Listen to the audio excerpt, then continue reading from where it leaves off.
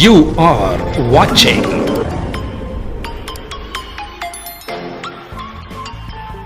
Chalkpiece Academy. Design your future. WhatsApp, YouTube and live classes.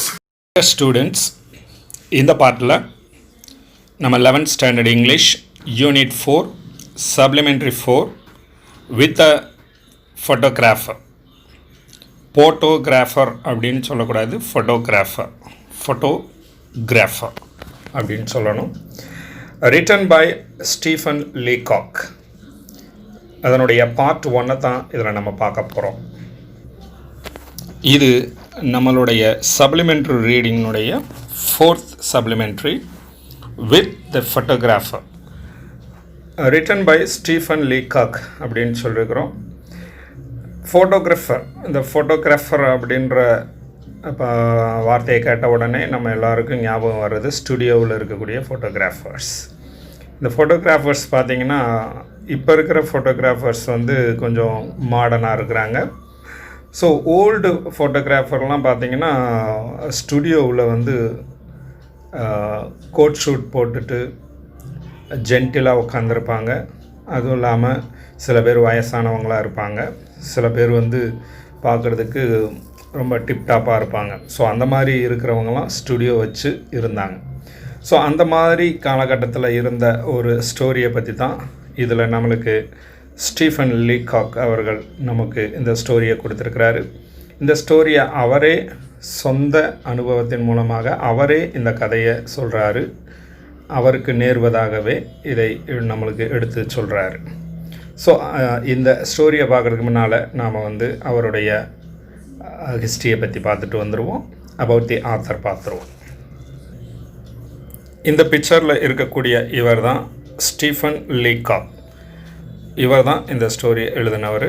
அவருடைய full name பார்த்தீங்கன்னா Stephen PH Butler Leacock. இதுதான் அவருடைய full name, Stephen PH Butler Leacock அப்படின்றது தான். FRSC அப்படின்ற award வாங்கினதுனால அவருக்கு பேருக்கு பின்னால் FRSCன்னு சேர்த்துருவாங்க. Was a Canadian teacher. இவர் வந்து கனடா நாட்டை சேர்ந்த ஒரு டீச்சர். ஸோ கனடியன் டீச்சர் அப்படின்னு சொல்கிற பொழுது அவர் கனடா நாட்டை சேர்ந்தவர் அப்படின்றத நம்ம புரிஞ்சுக்கிறோம். பொலிட்டிக்கல் சயின்டிஸ்ட் அப்படின்னு இவரை சொல்கிறாங்க. ஏன்னா அரசியல் பற்றி இவர் நிறைய விமர்சனம் பண்ணுவார் அவர். அதனால் அதில் இவர் ஒரு சயின்டிஸ்ட் அப்படின்ற சொல்கிறாங்க. பொலிட்டிக்கல் சயின்டிஸ்ட் அப்படின்னு இவரை பாராட்டுறாங்க. ரைட்டர் அண்ட் ஹியூமரிஸ்ட் அப்படின்றாங்க. ரைட்டர் அப்படின்னா நம்மளுக்கு தெரிய எழுத்தாளர், ஹியூமரிஸ்ட் அப்படின்னா நகைச்சுவையாக எழுதக்கூடியவர். அதனால தான் அவரை வந்து நகைச்சுவையாளர் அப்படின்னு அதை சொல்கிறாங்க. Writer and humorist. He was educated at upper Canada college. Upper Canada college அப்படின்னு ஒரு காலேஜ் உண்டு. அங்கே தான் இவர் வந்து தன்னுடைய பட்டப்படிப்பை படிச்சிருக்கிறார், எஜுகேட்டட் பெற்றிருக்கிறாரு. இன் டொரண்டோ, அங்கே டொரண்டோன்ற ஊரில் தான் அது இருக்குது. And the university of Toronto from which he graduated in 1891. 1891 தான் இவர் வந்து அதை கிராஜுவேட் வாங்கியிருக்கிறார், பட்டம் வாங்கியிருக்கிறார். இந்த அவருடைய பிறந்த வருஷத்தை பற்றி நம்ம டிஸ்கஸ் பண்ணலை, ஏன்னா அதில் ஒரு சின்ன மிஸ்டேக் இருக்குது. 1986ன்னு கொடுத்துருப்பாங்க, அதில் ஒரு மிஸ்டேக் இருக்குது. 1986 அப்படின்னு கொடுத்துருப்பாங்க. ஆக்சுவலாக அவர் பிறந்தது 1869. இதை பிரிண்டிங் மிஸ்டேக்கோடு கொடுத்துருக்குறாங்க. ஸோ 1869 தான் அவருடைய பிறந்த இயர். 1944 அவர் இறந்துருக்கிறார். ஸோ 1869 பிறந்து 1944 அவர் இறந்துருக்கிறாரு. அவர் கிராஜுவேட்டட் ஆனது வந்து 1891 கிராஜுவேட் ஆகியிருக்கிறாரு. He received a fellowship in political economy. அவர் வந்து ஃபெல்லோஷிப் அப்படின்னாலே ஆராய்ச்சி படிப்புக்காக கொடுக்கக்கூடிய ஒரு பயிற்சி மற்றும் ஸ்டைஃபண்டோடு படிப்பாங்க. ஸோ இவருக்கு வந்து அந்த ஃபெல்லோஷிப் அப்படின்னு அந்த பிஹெச்டி பண்ணுறவங்களுக்கு அதை கொடுப்பாங்க. ஸோ இவருக்கு அதை கொடுத்துருக்குறாங்க. எதுலனா பொலிட்டிக்கல் எக்கானமி அப்படின்ற சப்ஜெக்டில். And took his PhD in 1903. 1903 வருஷத்தில் அவருடைய பிஹெச்டி அவர் வாங்கியிருக்கிறாரு. பிஹெச்டினா ஆராய்ச்சி பட்டம், டாக்டர் பட்டம், டாக்டரேட் பட்டம்னு வாங்க. பிட்வீன் த இயர்ஸ் 1915 அண்ட் 1925, இந்த 1915 25 வரைக்கும் he was the best known English speaking humorist. ஆங்கிலம் பேச தெரிந்த ஒரு நகைச்சுவையாளராக இவர் அனைவருக்கும் தெரிந்தவராக இருந்திருக்கிறார். இந்த வேர்ல்டு உலக அளவில். ஸோ உலக அளவில் இவர் ஒரு ஹியூமரிஸ்டாக அறியப்பட்டிருக்கிறார் அந்த வருடங்களில் 15 25 வரைக்கும். He is known for his light humor along with criticism of people's follies.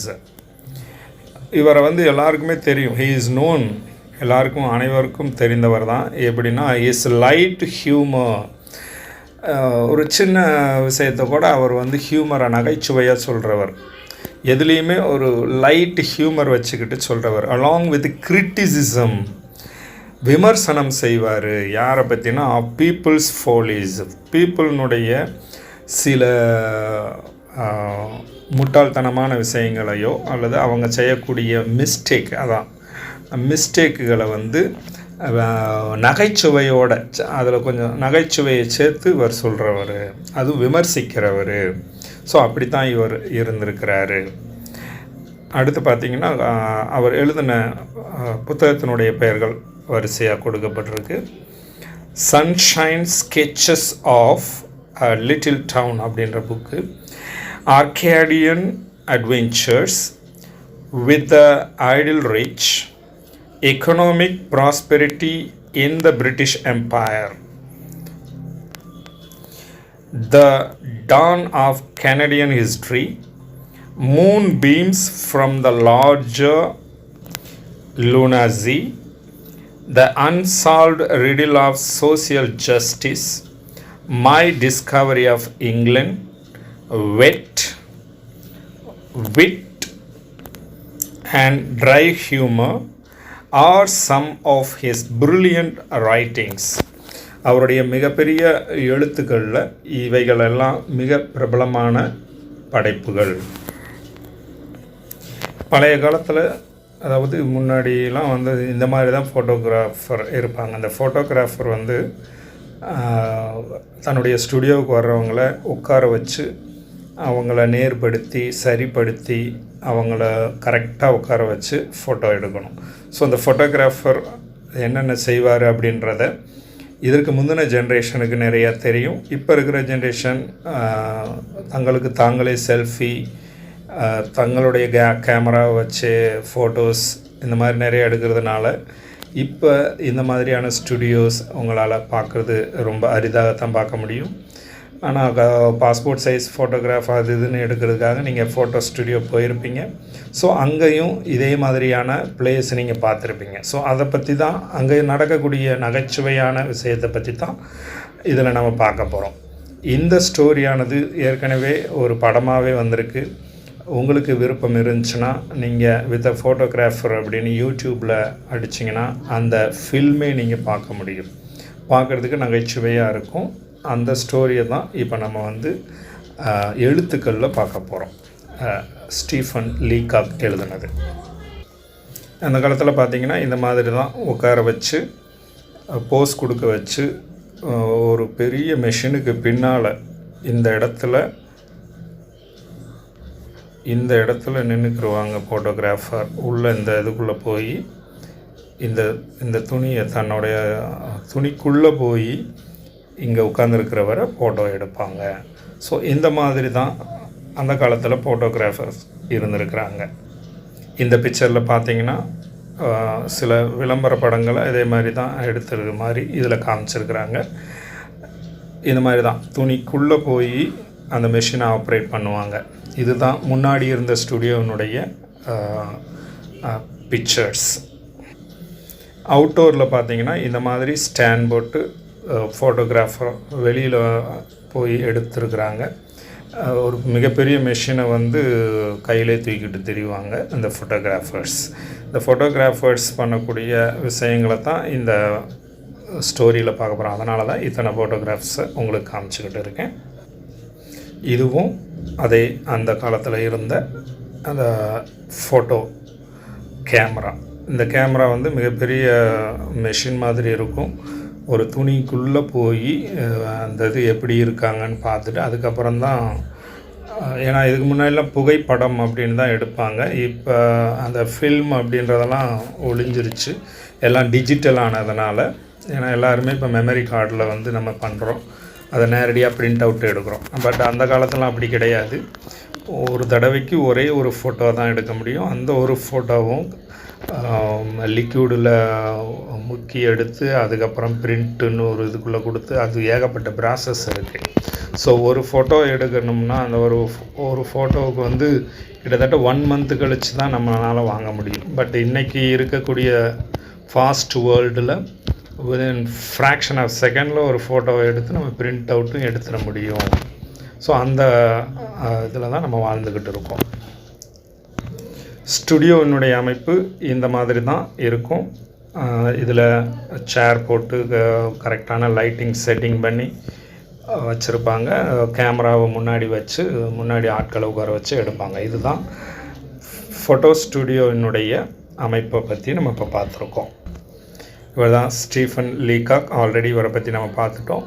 இப்போ நம்ம அவர் சொன்ன ஸ்டோரி அவருக்கு சொந்தமாக நடந்த கதைன்றதுனால அவரே இந்த கதையை தனக்கு நடப்பது போலவே சொல்லிக்கொண்டே போவார் இந்த கதை. ஸோ இப்போ நம்ம கதைக்குள்ளே போகலாம். இந்த ஆத்தர் வந்து ஒரு ஃபோட்டோ ஸ்டுடியோ போகிறாரு. அந்த ஃபோட்டோ ஸ்டுடியோவில் நடக்கிற சம்பவங்களை தான் கதையாக சொல்கிறார். ஃபோட்டோ ஸ்டுடியோவுக்கு போயிருக்கிறாரு. இப்போ அவர் பேச ஆரம்பிக்கிறார். I want my photograph taken I said. நான் போய் சொன்னேன் அந்த கடைக்காரர்கிட்ட, I want my photograph taken, நான் ஒரு ஃபோட்டோகிராஃப் எடுக்கணும் அப்படின்னு அவர்கிட்ட சொன்னேன். The photographer looked at me. Photographer என்னை பார்த்தாரு. விதவுட் என்தூசியாசம், எந்த ஒரு என்தூசியாசம் இல்லாமல் என்னை பார்த்தாரு. ரொம்ப அசட்டையான்னு கூட சொல்லலாம். அதாவது ஒரு என்ன இவர் வந்திருக்காப்புல அப்படின்னு மாதிரி நம்ம நினைப்போம் இல்லையா. சில பேர் வந்து நம்ம வீட்டுக்கு வந்தாங்கன்னா அவங்கள பிடிக்காமல் அவங்க இருந்தாங்கன்னா அவங்க உள்ளே வந்தாலே நம்ம கண்டுக்கிற மாட்டோம். அது மாதிரி இவரும் கண்டுக்கலாம், அதாவது ரொம்ப இம்பார்ட்டன்ஸ் கொடுக்காம அவரை பார்த்தார். He was a drooping man. அவர் பார்க்குறதுக்கு கொஞ்சம் முதுகு வளைந்த மனிதனாக இருந்தார். அதாவது கூணு விழுந்தவர் அப்படின்னு சொல்லுவாங்க. ஏன்னா வயசானவன்றனால பின்னாடி முதுகு வளைந்து காணப்பட்டிருக்கு. ஸோ ட்ரூப்பிங் மேனாக இருந்திருக்கிறாரு. இன் கிரே ஷூட், அவர் போட்டிருந்த ட்ரெஸ் வந்து பார்த்திங்கன்னா ஷூட், கோட் ஷூட்டுன்னு சொல்லுவோம் இல்லையா, அதில் கிரே கலரில் போட்டிருந்திருக்கிறார். With the dim eye of a natural scientist. அவரை பார்க்குறதுக்கு ஒரு நேச்சுரல் சயின்டிஸ்ட் மாதிரி இருந்தார். So with the dim eye of a natural scientist. நம்ம கண்ணில் பார்க்குற பொழுது, மேற்பார்வையாக பார்க்குற பொழுது எப்படி தெரிகிறாரு அப்படின்னா ஒரு சயின்டிஸ்ட் ரேஞ்சுக்கு அவர் தெரிகிறாரு. But there is no need to describe him. ஆனால் இங்கே அவரை பற்றி விளக்கணுன்ற அவசியம் கிடையாது. There is no need to describe him. Everybody knows, ஒவ்வொருத்தருக்கும் தெரியும் what a photographer is like. ஒரு ஃபோட்டோகிராஃபர் எப்படி இருப்பார் அப்படின்றத பற்றி எல்லாருக்குமே தெரியும், எப்படி தான் இருப்பாருன்னு அப்படின்னு அவர் சொல்கிறார். நான் அவர்கிட்ட போய் நான் ஒரு ஃபோட்டோகிராஃப் எடுக்கணும் அப்படின்னு சொன்ன உடனே அவர் என்ன பார்த்தவர் சொல்கிறார். Sit there he said and wait அப்படின்னு என்கிட்ட சொன்னார். அங்கே உட்காருங்க, போய் வெயிட் பண்ணுங்க அப்படின்னாரு. I waited an hour. ஒரு மணி நேரம், an hour அப்படின்ற பொழுது ஒரு மணி நேரம் வெயிட் பண்ணேன். ஐ ரெட், இந்த இடத்துல READ ரெட்ன்றது பாஸ்ட் டென்ஸில் பயன்படுத்தியிருக்கோம். ஏன்னா இது கதைன்றதுனால பாஸ்ட்டில் சொல்கிறாங்க. I read the ladies companion for 1912. நான் அங்கே இருந்த ஒரு புத்தகத்தை எடுத்து படிக்கிறேன். அந்த புத்தகத்தினுடைய தலைப்பு பார்த்திங்கன்னா த லேடிஸ் கம்பேனியன் ஃபார் 1912. அது 1912 வெளிவந்த த லேடிஸ் கம்பேனியன் ஒரு புக்கு, அதை படித்தேன். த கேர்ள்ஸ் மேகசின் அப்படின்னு ஒரு மேகசின் இருக்குது, அது ஃபார் 1902, 1902 வெளிவந்த மேகசின். ஸோ அந்த இதை நான் படித்தேன். And the infant journal, infant's journal அப்படின்ற ஒரு பத்திரிகை இருந்தது, அது ஃபார் 1888 வெளிவந்தது. ஸோ அதையும் நான் படித்து முடிச்சிட்டேன். ஸோ இதெல்லாம் நான் படிச்சுட்டேன், ஏன்னா 1 மணி நேரத்துக்குள்ளே அது பூரா படிச்சுட்டேன். ஐ பிகேன் டு see that. நான் அப்போ அவரை பார்க்க ஆரம்பித்தேன். ஐ had done an unwarrantable. நம்ம வேண்டா விருந்தாளியாக வந்துட்டோமோ அப்படின்னு நான் எனக்குள்ளே நினச்சிக்கிறேன். ஐ had done an unwarrantable thing. ஒரு வேண்டா விருந்தாளியாக வந்துட்டோமோ அப்படின்னு நினச்சேன். Think in breaking in on the privacy of this man's scientific pursuits with a face like mine. என்னை மாதிரியான ஒரு மூஞ்சியை கொண்டுக்கிட்டு இந்த மாதிரியான ஒரு ஆளினுடைய ப்ரைவசி, அவருடைய தனிப்பட்ட இதுக்குள்ளே நான் வந்துட்டனோ, அதை உடச்சிட்டு வந்துட்டனோ அப்படின்றார். உடச்சிட்டுன்னா அப்போ in breaking in on the privacy of this man's scientific pursuits. ஒரு பெரிய ஆராய்ச்சி செஞ்சுக்கிட்டு ஒருத்தருடைய அறைக்குள்ளே நம்ம தெரியாதனமாக வேண்டா அலைப்பாளியாக உள்ளே வந்துட்டோமோ அப்படின்னு நான் தப்பு பண்ணிட்டனோ அப்படின்னு நான் ஃபீல் பண்ணேன். ஐ had ton an அன்வாரண்டபிள் thing.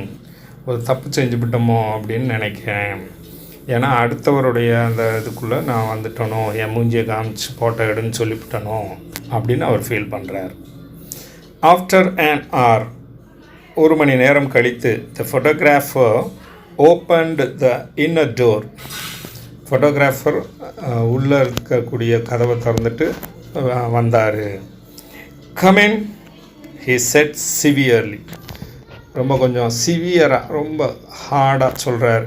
Come in அப்படின்னாரு, உள்ள வாங்க அப்படின்னு ஒரு கனத்த குரலில் சொல்கிறார். I went in to the studio. இப்போ நான் ஸ்டுடியோக்குள்ளே போனேன். Sit down said the photographer. Photographer என்னை பார்த்து சொன்னார், சிட் டவுன் அப்படின்னு சொன்னார்.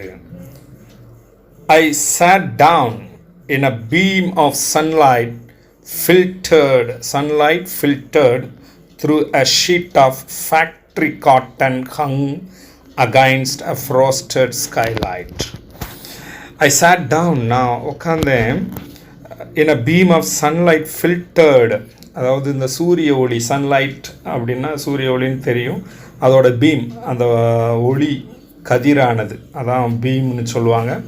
அந்த சூரிய ஒளியினுடைய கதிரானது உள்ளே வரக்கூடாதுன்றதுக்காக ஃபில்டர் பண்ணி சில ஷீட்டுக்கு போடுவாங்க, அந்த ஓட்ட வழியாக எந்த வெளிச்சமும் உள்ளே வந்துடக்கூடாதுன்னு. அந்த ஃபில்டர்டு பண்ணப்பட்ட ஒரு இடத்துல உட்காடுறேன். Through a sheet of factory cotton, காட்டனால் செய்யப்பட்ட அந்த துணி தொங்கிக்கிட்டு இருக்குது. ஹங்குனா தொங்கி கொண்டு இருத்தல், ஹங் அப்படின்றது. ஸோ அந்த காட்டன் துணி தொங்கிக்கிட்டு இருக்குது, அந்த ஷீட்டை வச்சு மறைச்சிருக்கிறாங்க. அகைன்ஸ்ட் எ ஃப்ராஸ்டட் ஸ்கைலைட், அந்த ஸ்கைலேருந்து வரக்கூடிய அந்த லைட்டை மறைச்சு அதை வச்சுருக்கிறாங்க. அதிலேருந்து சன்லைட் உள்ளே நுழைஞ்சிடாதபடி வச்சுருக்கிறாங்க.